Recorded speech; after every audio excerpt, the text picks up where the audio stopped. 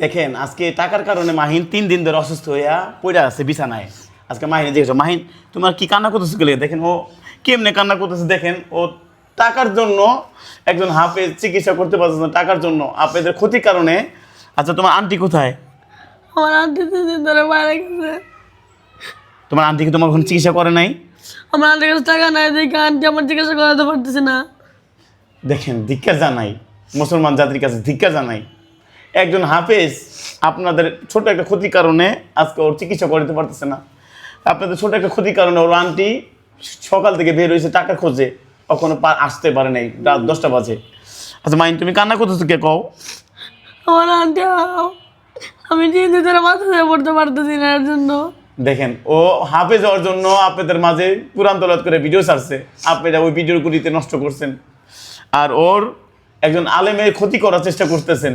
আজকে দেখেন ও কান্না করতেছে, 3 দিন ধরে বিছানায় পড়ে আছে। আপনাদের মাঝে কি খারাপ ভিডিও দিছে বলেন ভাই? আপনাদের মাঝে কি কোনো ধরনের নাচ গানের ভিডিও দিছে না? আপনাদের মাঝে কোনো অলঙ্ক কোনো কিছু ওরা ভিডিও দিছে বলেন? ও একজন ছোট একটা বাচ্চা কোরআন তেলাওয়াত করছে এবং আপনাদের মাঝে ছড়াই দিছে জানি আপনাদের ছেলে সন্তান জানি মেয়ে সন্তান ছেলে সন্তান তারা জানি হাফেজ বা আলেম হইতে পারে, জানি উৎসাহিত হয় এই জন্য। আচ্ছা মাহিন তুমি যে ভিডিও ছাড়ো এইটা কি উদ্দেশ্যে ছাড়ো যদি বলতা? আমি স্যার তাদের ছেলে মেয়ে মাদ্রাসায় পড়ে না, তারা জানি তাদের ছেলে মেয়ে জানি মাদ্রাসায় পড়ে না। আচ্ছা মানুষ তো দুনিয়ার ভিতরে ধরো অন্যান্য কিছু করে, তুমি তুমি মাদ্রাসা না পড়ে তুমি লেখাপড়া করো, তুমি ভালো কিছু করতে পারবা না আঙ্কেল, আমি শুধু আমার আন্টির কাছে আসছি শুধু পড়ালেখা করার জন্য। তুমি পড়ালেখা মানে হাফেজ অর্জন আইছো? হ্যাঁ। দেখেন ও হাফেজ হওয়ার জন্য ওর আন্টির কাছ থেকে আন্টির কাছে আইছে। আচ্ছা তুমি যে আজকে এই যে চিকিৎসার অভাবে তুমি 3 দিন বিছানায় বসে আছো, 3 দিন থেকে মাদ্রাসা যেতেছো না?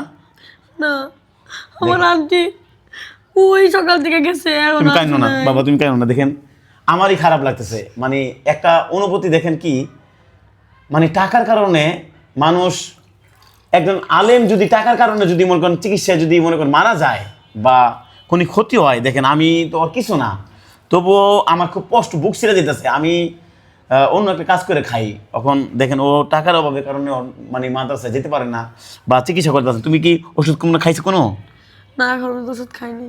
দেখেন মানুষ আমাদের সন্তানরা একদিন অসুস্থ হইলে 1 ঘন্টা অসুস্থ হইলে পর ডাক্তার কাছে নিয়ে যায়।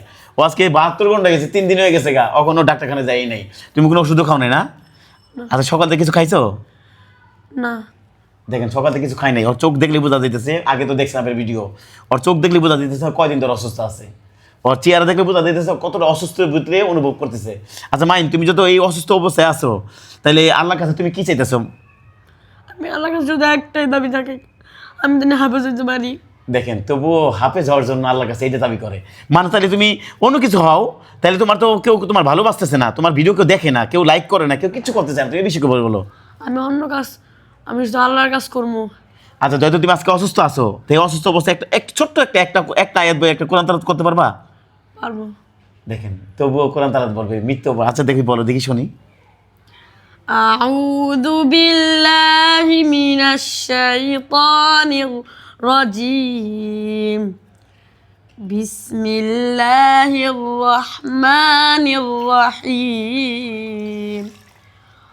আম্মা ইয়াতাসাআলুন আনিন নাবাইল আযীম আল্লাযী হুম ফীহি মুখতালিফুন কাল্লা সায়ালামুন সুম্মা কাল্লা সায়ালামুন সাদাকাল্লাহুল আযীম। কত সুন্দর কোরআন তেলাওয়াত করলো, আলহামদুলিল্লাহ মাশাআল্লাহ। দেখেন আরেকটা কথা বলি এই বিষয়ে, ও এত অসুস্থ অবস্থা থাকা সত্ত্বেও মানে কোরআন তেলাওয়াতটা ছাড়লো না।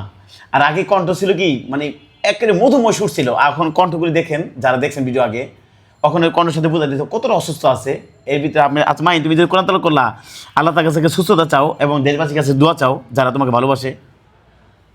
আপনারা সবাই আমার জন্য দোয়া করবেন যেন আমি তাড়াতাড়ি সুস্থতা দান করতে পারি আল্লাহ আমার। তো গাইস অবশ্যই ভিডিওটা লাইক এবং শেয়ার করবেন। আর দেখেন মাহিন যে অসুস্থ আছে আপনি সবাই অবশ্যই মাহিনের জন্য দোয়া করবেন। এই পর্যন্ত রইল।